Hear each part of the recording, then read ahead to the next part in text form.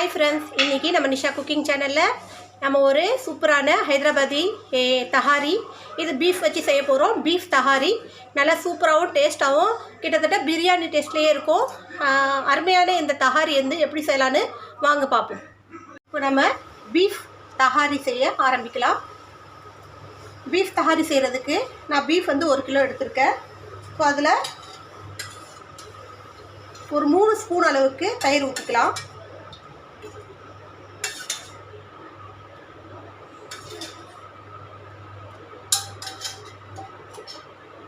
இதோட ஒரு எலுமிச்சம்பழம் ஜூஸ் ஊத்திக்கலாம்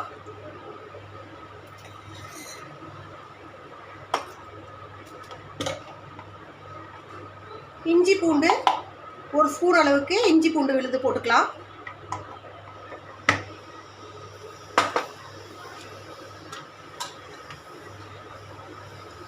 ஒரு ஸ்பூன் அளவுக்கு மஞ்சள் பொடி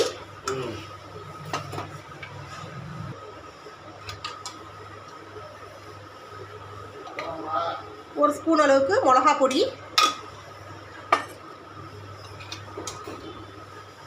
ஒரு ஸ்பூன் அளவுக்கு ஜீரக பொடி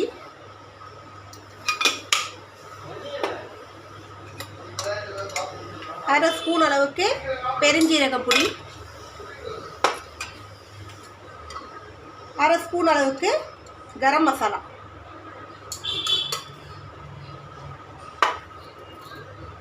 இதுக்கு தேவையான அளவுக்கு உப்பு போட்டுக்கோங்க இப்போ இது எல்லாத்தையும் ஒன்றா மிக்ஸ் பண்ணி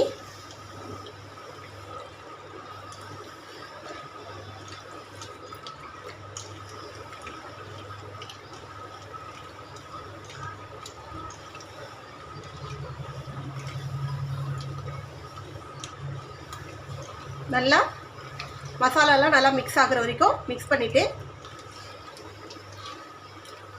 இது அப்படியே ஒரு அரை மணி நேரம் ஊற வச்சிடணும் இந்த அரை மணி நேரம் ஊறின பிறகு தான் நம்ம அடுத்த ப்ராசஸ் செய்ய ஆரம்பிக்கலாம்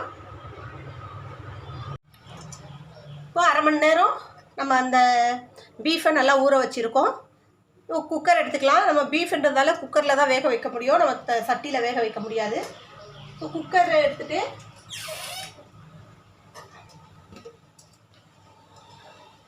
ஒரு 100லேருந்து 110 ml வரைக்கும் எண்ணெய் ஊற்றிக்கலாம்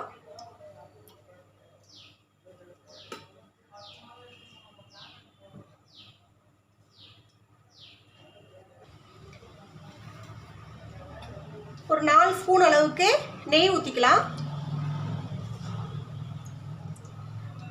நம்ம இது 1 கிலோ தஹாரி செய்ய போகிறோம் அந்த 1 கிலோ தஹாரிக்கு தகுந்த அளவுக்கு நான் நெய்யும் எண்ணெயும் எடுத்துருக்கேன் நீங்கள் அரை கிலோ செஞ்சிங்கன்னா அதுக்கு தகுந்த மாதிரி எடுத்துக்கோங்க இல்லை இதோட அதிகமாக செஞ்சிங்கன்னா இதுக்கு டபுள் ஆக்கிக்கிங்க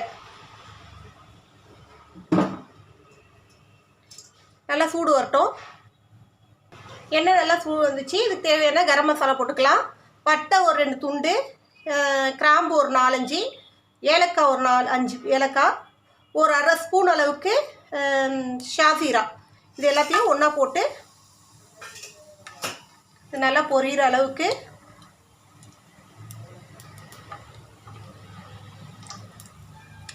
நல்லா பொரிஞ்சு இதோட சாறு இறங்கணும் அந்த அளவுக்கு இதை நல்லா பொரிய விடணும் கரம் மசாலா நல்லா பொரிஞ்சதும் ஒரு 4 வெங்காயம் நல்லா பெரிய வெங்காயம் ஒரு 4 வெங்காயம் கட் பண்ணி வச்சுருக்கேன் 4 வெங்காயத்தையும் கட் பண்ண வெங்காயத்தை இதில் போட்டுக்கலாம்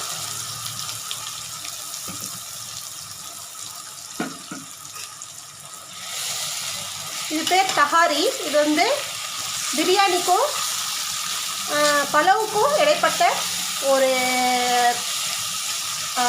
இது சொல்லலாம் ரெசிபி சொல்லலாம் ஏன்னா இது பிரியாணி ஆட்டமும் இருக்காது பலவு ஆட்டமும் இருக்காது ரெண்டும் கலந்த மாதிரி ஒரு டிஃப்ரெண்ட்டான டேஸ்ட்டில் இருக்கும் நல்லாயிருக்கும் சூப்பராக இருக்கும் இது ஹைதராபாத்தில் வந்து ரொம்ப ஃபேமஸான தஹாரி இது நீங்கள் வந்து மட்டனில் சிக்கனில் செய்யலாம் நான் இன்றைக்கி பீஃபில் செய்கிறேன்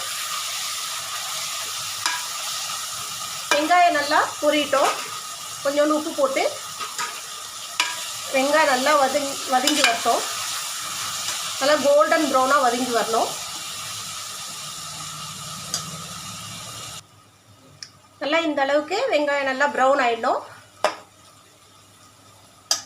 இப்போ இந்த சமயத்தில் இதில் இஞ்சி பூண்டு ஒரு ஸ்பூன் அளவு போட்டுக்கலாம். ஆல்ரெடி நம்ம அதில் கறி ஊற வைக்கும் போது ஒரு ஸ்பூன் அளவுக்கு இஞ்சி பூண்டு போட்டிருக்கோம். இதில் ஒரு 1.5 ஸ்பூன் அளவுக்கு போட்டுக்குங்க. ஏன்னா நம்ம 1 கிலோ கறி எடுத்துருக்கிறதுனால 1 கிலோ கறி 1 கிலோ அரிசி எடுத்துருக்கிறதுனால நமக்கு வந்து ஒரு 2.5 ஸ்பூன் அளவுக்கு டேபிள் ஸ்பூன் அளவுக்கு, சின்ன ஸ்பூனில் டேபிள் ஸ்பூன் அளவுக்கு இஞ்சி பூண்டு தேவைப்படும்.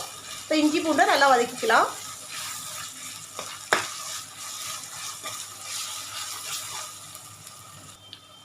இஞ்சி பூண்டு நல்லா வதக்கி ஆயிடுச்சு. இப்போ இதில் ஒரு 3 தக்காளி கட் பண்ணி வச்சுருக்கேன். கொஞ்சம் பெரிய சைஸ் தக்காளி 3 கட் பண்ணி வச்சுருக்கேன்.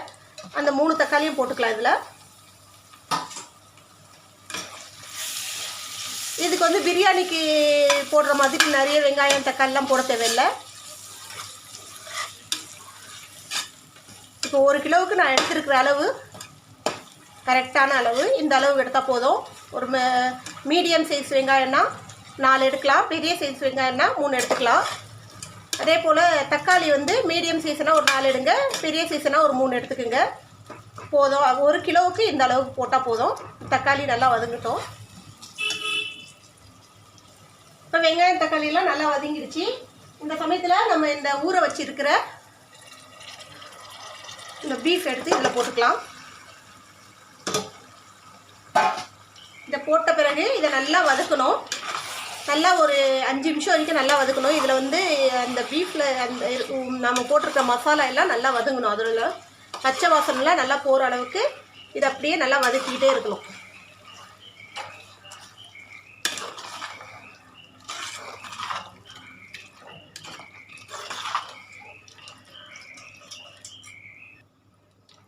இப்போ இதை நல்லா ஒரு 5 நிமிஷம் நல்லா வதக்கி ஆயிடுச்சு. இந்த பீஃப்லேருந்து தண்ணி வந்து நல்லா விட்டுடுச்சு.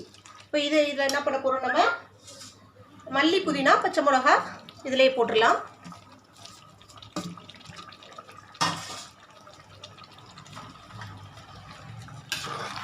மல்லி புதினா பச்சை மிளகா இந்த 3த்தையும் ஒன்றா போட்டாச்சு. பச்சை மிளகா உங்களுக்கு காரத்துக்கு தகுந்த மாதிரி போட்டுக்குங்க. ஆல்ரெடி மிளகா பொடி போட்டிருக்கோம்.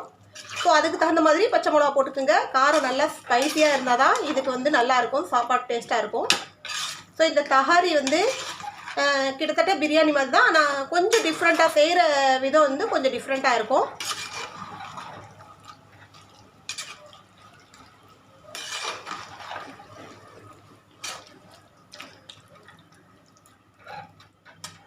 இப்போ இந்த பீஃப் வேகிற அளவுக்கு நம்ம இதில் தண்ணி ஊற்றலாம்.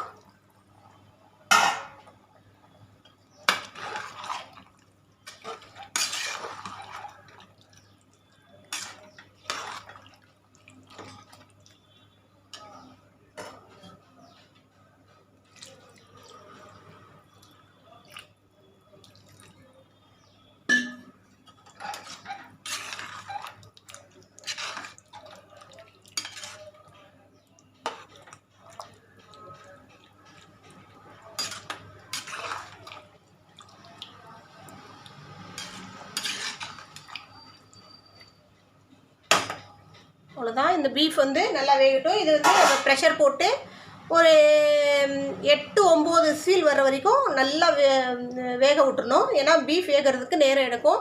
ஸோ 8லேருந்து 9-10 விசில் வந்தால் கூட ஓகே. நல்லா வேக விட்டுறலாம்.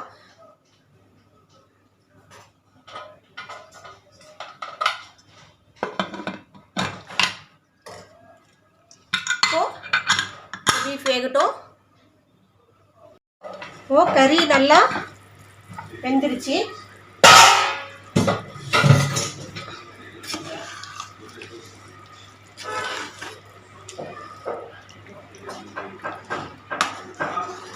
இப்போ நம்ம இதில் வந்து அரிசி போட முடியாது, வேறு சட்டியில் மாற்றிக்கலாம். வேறு சட்டியில் மாற்றியாச்சு. இப்போ இதில் ஆல்ரெடி நமக்கு வந்து தண்ணி இருக்குது. ஸோ நம்ம வந்து அரிசிக்கு வந்து தண்ணி 1:2 என்ற விகிதத்தில் தண்ணி ஊற்றணும். Basmati rice unity. இதுக்கு வந்து நான் ஆல்ரெடி இதில் தண்ணி வந்து ஒரு 2 கிளாஸ் அளவுக்கு இருக்கிறதுனால இப்போ நான் வந்து 1 கிலோ அரிசி எடுத்திருக்கேன்னா அது வந்து 4 கிளாஸ் வந்துச்சு. ஸோ இன்னும் ஒரு 6 கிளாஸ் அளவுக்கு தண்ணி இதில் நான் ஊற்ற போகிறேன். தண்ணி வந்து சுடு தண்ணி வச்சுக்கிங்க. பச்சை தண்ணி ஊற்றக்கூடாது, சுடு தண்ணி வச்சு ஊற்றிக்கலாம். 6 கிளாஸ் அளவுக்கு தண்ணி ஊற்றியாச்சு. இப்போ இதில் உப்பு பார்த்துக்கோங்க, உப்பு எந்த அளவுக்கு உங்களுக்கு கரெக்டாக இருக்கான்னு உப்பு பார்த்துட்டு உப்பு உங்களுக்கு தேவைன்னா இதில் ஆட் பண்ணிக்கலாம்.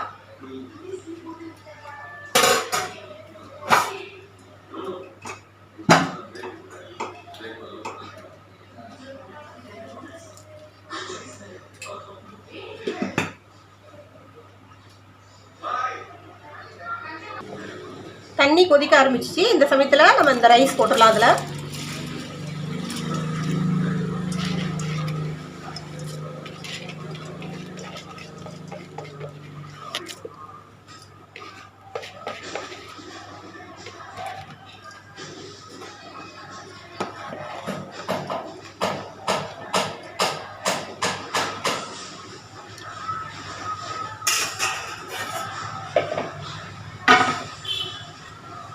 இந்த ரைஸ் வந்து பாதி வேகிற அளவுக்கு ஹை ஃப்ளேம்லேயே வச்சு வேக வச்சுட்டு நல்லா அந்த தண்ணியெல்லாம் நல்லா சுண்டி வந்து எண்ணெய் மேலே நிற்கும் போது நம்ம வந்து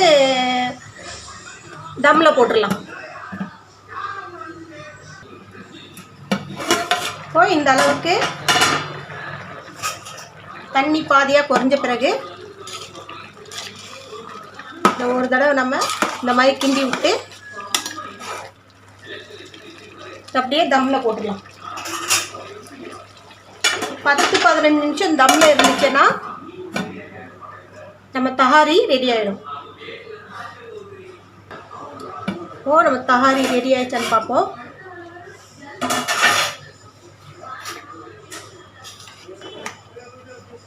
நல்லா உதிரி உதிரியாக சூப்பராக ரெடி ஆயிடுச்சு. இன்னும் ஒரு 2 நிமிஷம் தம்மில் இருந்துச்சுன்னா கரெக்டாக வந்துடும்.